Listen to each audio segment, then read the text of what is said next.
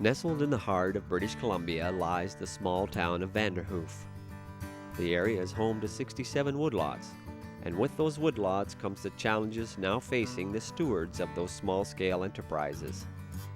But with the help of the perseverance from 3 people, these woodlots have managed to continue.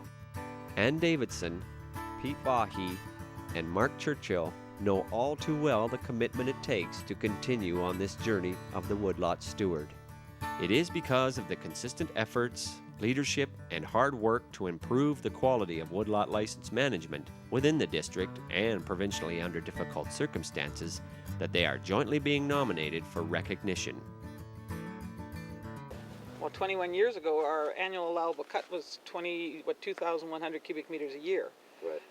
And it was to be for the rest, it's supposed to be self-sustainable and be good for 100 years. It was a legacy for our grandchildren. What happened? The mountain pine beetle came in and killed it all. Now, are you all suffering the same fate? Not as badly for myself, because I was lucky enough to have a woodlot with a bit of diversity to it. I've got a lot of fir and spruce, and so they haven't been hit by the beetles that affect them yet, and hopefully it won't. So I should be able to weather the storm. But my 2 compadres here. Like, is that saying, like, is your woodlot totally wiped out? It's toast, gone. The worst is that the stuff that we replanted 20 years ago is now being hit by the mountain pine beetle and being destroyed also. Our woodlot is, we have about 100 hectares of spruce left standing. The remainder is, well, either dead or has been logged. In our private land, the same thing. We 20 to 30-year-old trees, pine trees that are currently dead. So we're in a similar situation where a little bit left to log if we could sell the wood, and the remainder of the spruce, over time, should be managed properly. But as far as a viable woodlot, there's not enough left. So if something doesn't fit for the local association, it doesn't fit. Maybe the policy's been made for the province, but it doesn't fit with this association or fit for the north. The association and Ann and Pete and Mark really go after trying to change it or trying to get the result that they want. And so I think that's pretty positive. And it helps not only themselves and their woodlots, but it helps our community and its economy as well. So. And this tree in particular here, approximately about 3 years ago, mountain pine beetle moved in to this area, and as a result, this one has been standing dead now for 3 years. Well, they've spent days, literally days, up on the hill here at the Forest Service, and just going to bat for the Woodlot Association and trying to explain to the powers that be what's really going on. So they've made it so that we've been able to log, such as it is in the last few years. We'd been to the AGM in Burns Lake, and Minister Coleman had promised us an answer within 2 weeks as to what our stumpage rates would be. Otherwise, he would give us the answer. So Mark can explain the tabular rate that they had come up with. Yeah, basically from Mr. Coleman's announcement or promise that he would come up with something, our federation negotiated with Revenue Branch in Victoria and the Deputy Minister and came up with a solution that was presented to the Minister of Forests. He agreed to it in early December, I believe, and then December 22nd we get the infamous notification saying that he can't implement it as promised, and we basically back to the drawing board. It was the free trade agreement, the lumber tariffs agreement they have between the U.S. and Canada. Apparently there was some clause in there that the experts in Victoria had missed until the last minute, and they figured it would work. The original agreement we had, the Federation and the Minister had, they figured it would work initially, and then some lawyer, I guess, found the language in the main softwood agreement that says no, this wouldn't work, and they put a kibosh on it at the last minute. Well, they pretty well run the Woodlot Association.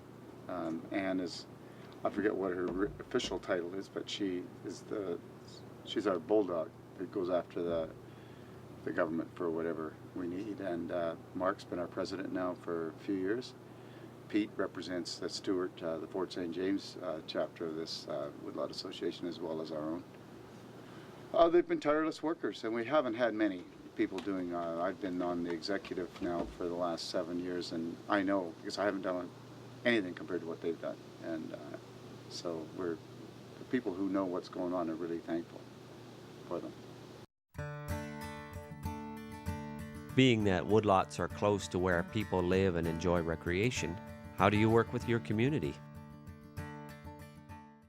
It's sort of a relationship that's been built with the local sporting association. There have been agreements made that, okay, we respect your trail, you guys respect our business, let's work together to make sure that we're not stepping on each other's toes. And for the most part, we just get positive comments back. Like the best comment I heard was from some skiers after trying out the new trail system after the area had been harvested the previous summer. And they were quite ecstatic that they actually had a view of the valley instead of just pine trees all the time. So, yeah. Pete and Mark and myself worked together, and I remember going over their proposals when they applied for their woodlots and how they had the community involvement in there. And I think that still is a key part of what they do. And whether that's taking Boy Scouts out planting and doing those things or school classes out to their woodlots, I think that was in their proposal, and I think that's what they're still doing. So being involved in the community, obviously they use local forestry consultants. They do some of the work themselves as well, but so they spread that around to the group. And so, you know, when they're able to do well, I think the community as a whole is able to do well. Yeah. Mm-hmm.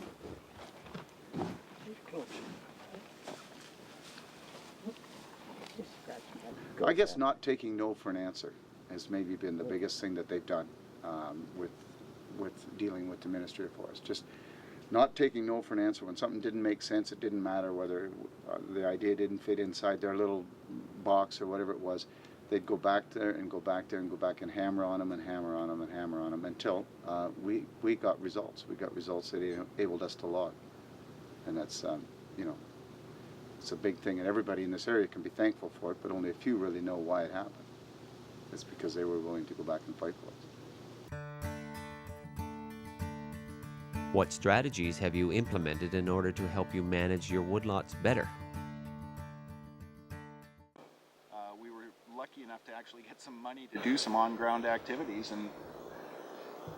and the knowledge base back then said that, yeah, it's a good idea to start spacing these sort of stands to release the trees that have the best characteristics. And I mean, it was good forestry.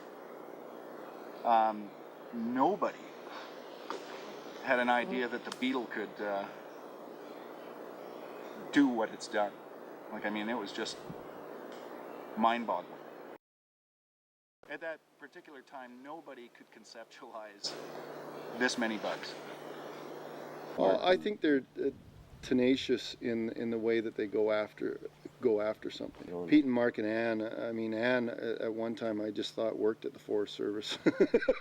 She was always up there in dealing with them on issues. Anne's a person, you know, we've bought beef off them, bought buffalo off them, so are they a part of who we are as a community? Yeah, they are. And Private land issue on our woodlots in light of the mountain pine beetles created a situation where we no longer can expect to ever have a viable crop off our private portion of the woodlot. And a number of woodlot licensees have expressed the interest in actually taking their private land out of the woodlot, in that originally it was going to be a viable part of the entire woodlot and form part of the annual allowable cut. And now it's just physically impossible for that to happen. There's the people working the land base will know more than maybe certain government officials down in Victoria, but you know, we know our land base here better than anybody else. So I still think there's an encouragement to look at the program and see what can be done.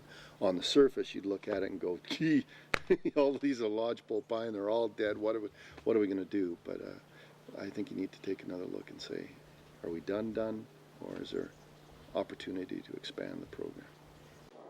The thing is, our woodlot was part of, we planned it sort of like an RRSP. You invest your money in your land, you put it in the woodlot, that becomes your income in your future years.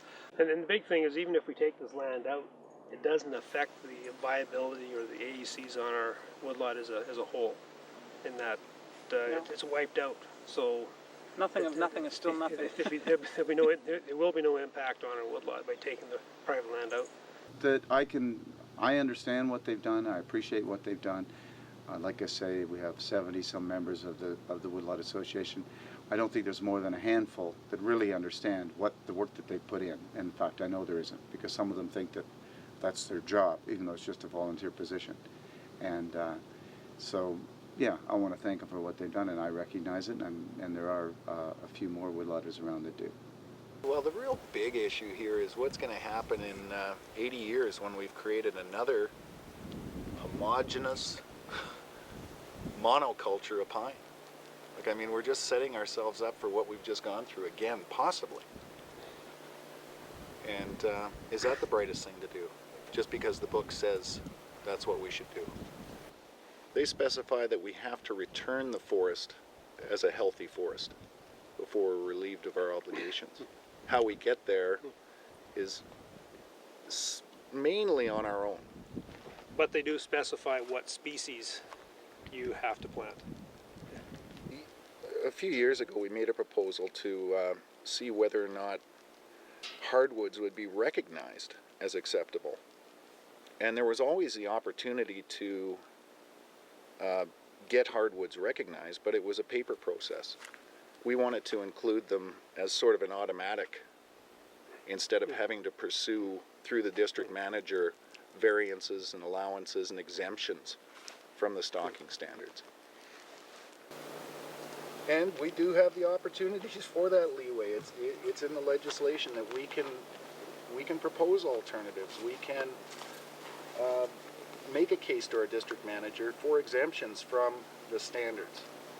But it's that paper chase that is just mind-boggling.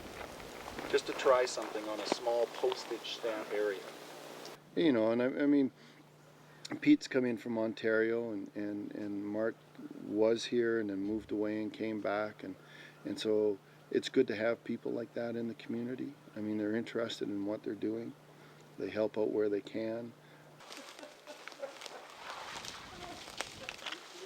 We can't say that the woodlots have been bad for us. They're wonderful. They're wonderful. They're great. For the way they started out, they were. I felt sorry for these guys because, of course, we had ours 21 years ago is when we got ours. When these guys came on board is when it was just starting to fall apart. Honestly, when my husband and I first got our woodlot. There's any sort of a linkage there? Probably. What's really interesting, when we first, 21 years ago, our management plan, all our paperwork took one little tiny file, maybe an inch thick. That was it for the full 5 years. The next 5 years, our paperwork was maybe a 2-inch binder. So that was the 10-year one. Now, in the last 10 years, I have a filing cabinet completely filled with paperwork. It's still the same piece of land. It's only 600 hectares. I'm not running away. My farm is here. My home is here. I'm not going anywhere.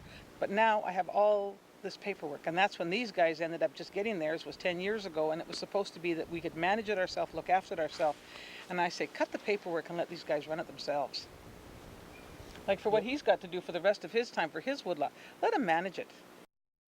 I think basically, for as far as long term, as far as from my family's concerned, we're looking at making the best of what we have left. And if we have logged the last time, in other words, if there's no markets for this winter or next winter and we're done, it'll be, for the next 10 years, it'll be in silviculture mode and just move on from there. We talked about it earlier. We're still going to be here. Yeah. So we got to. See, and it's not only that, we're talking woodlots, but now you got to think about the whole community. It's not only Woodlots, it's the whole community that's in dire straits or will be. So it's not only us that has to change our lifestyle. Everybody is going to have to change their lifestyle within the next 10 years. I would have to say it's the energy and enthusiasm that they put, tireless energy. When In one word, I would say it's tenacious. They do not take no, and I like the idea of what the association is. It's actually an example for everybody else in the North, I think, is that if something doesn't fit for the North, then those three go out and try to change it. And people will always be naysayers and say, well, they're doing it for their own good. Well, you know what? They probably are, but they're doing it for the association. And when you look at the big picture, they're doing it because it doesn't fit, and it's not right.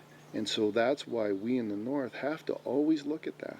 And I think that's why they're great examples of the, the square peg in the round hole scenario. And they make sure that they get what's best for the North. Oh yeah, Pete, and you're gonna. Are we on the list? We're not on the list, are we? No, not anymore. The big fat Jerky and hamburger for $2.99. Okay.